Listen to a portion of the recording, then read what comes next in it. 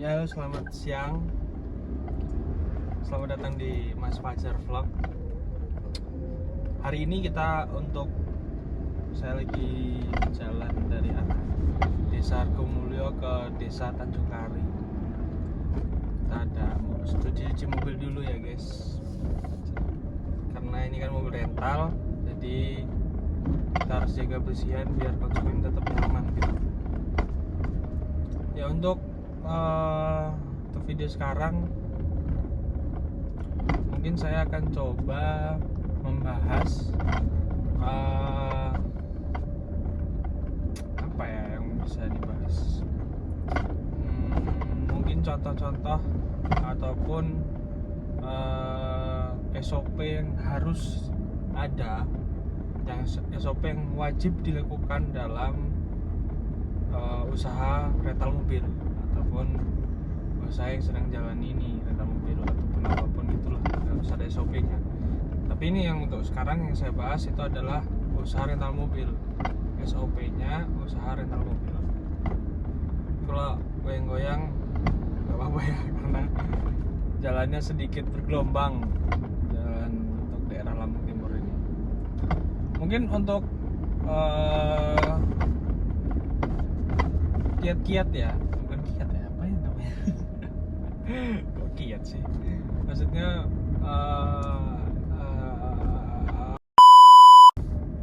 jadi di sini saya akan membahas apa aja SOP yang harus dilakukan untuk pengguna ataupun yang punya usaha rental mobil ataupun usaha rental mobil. Yang pertama itu pastinya dicek identitas ataupun KTP, ataupun SOP kita survei ke rumahnya, ataupun kita harus tahu di mana lokasi orang tersebut tinggalnya di mana. Itu kita harus wajib tahu, dan kita harus mengetahui konsumen tersebut. SOP yang pertama. Jadi untuk itu kita harus tahu nanya siapa, mungkin kalau sekitar tetangga kita, terus ada keperluan apa dia membawa rental mobil gitu kan, pun yang lainnya.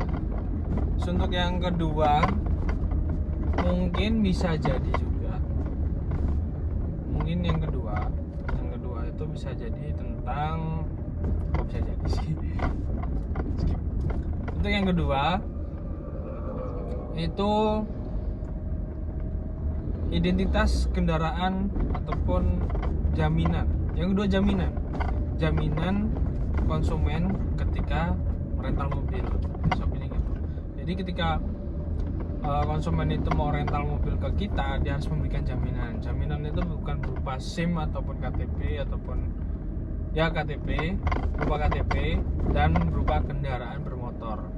Yang dimana kita tukar pinjam, dimana dia memberikan pinjaman itu motor ke kita, motornya ditinggal di kantor kita, kantor rental mobil, mobilnya dibawa dengan dia gitu. Dan motornya bukan motor curian, bukan motor bodong, tapi motor lainnya. Motornya itu motor yang harusnya lengkap, ada STNK-nya dan tidak ada bermasalah, yang pasti gitu. Jadi motor dengan STNK-nya dengan KTP, SOP-nya seperti itu. Terus yang kedua tadi ya. Terus yang ketiga itu kita harus SOP-nya pengecekan unit rental mobil dulu. Pengecekan rental mobil unitnya dulu. Unit rental mobilnya kita ini kondisinya harus dicek. Jadi biar tidak ada yang kurang ataupun tidak ada yang lebih nantinya ketika dipulangkan atau pas dipinjam. Maksudnya lebih lecet. Tadinya lecet segini jadi panjang segini kan gitu. Nah gitu.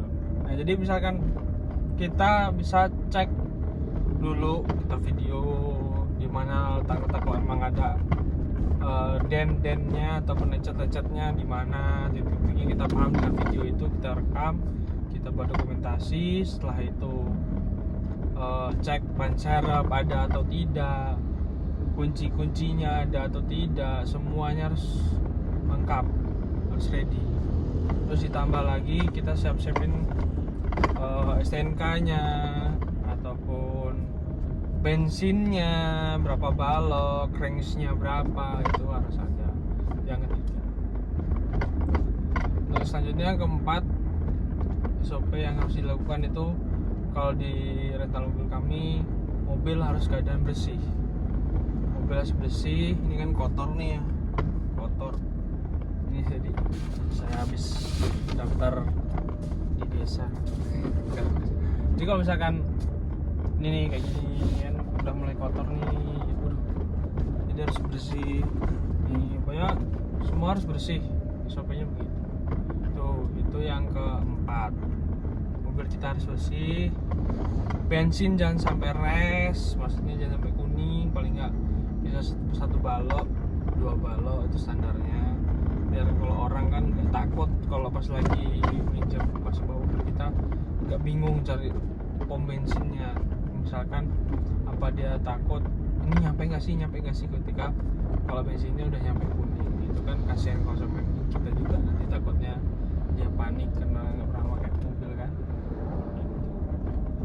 Dengan lain cukup sih, sekitar itu aja, mungkin tidak ada teman lain. Tips itu untuk beberapa tips SOP yang ada di rental mobil kami, dan itu yang jelas ketika mobil bersih, pulang harus bersih.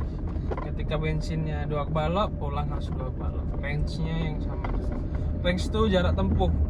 Jadi ketika di bensin kita lihat ada nih contoh range-nya 23, berarti ini jatuhnya 23 km. Mungkin itu bisa lebih. Kalau yang di display ini cuma segitu. Ya mungkin untuk vlog kali ini untuk itu aja. Vlog mobilan untuk yang episode kedua. Terima kasih sudah menonton. Silahkan like, subscribe, ataupun komen. Dan jangan lupa didukung terus channel Mas Fajar untuk menjadi yang gak terbaik sih, jadi penghasilan aja. Terima kasih. Assalamualaikum warahmatullahi wabarakatuh.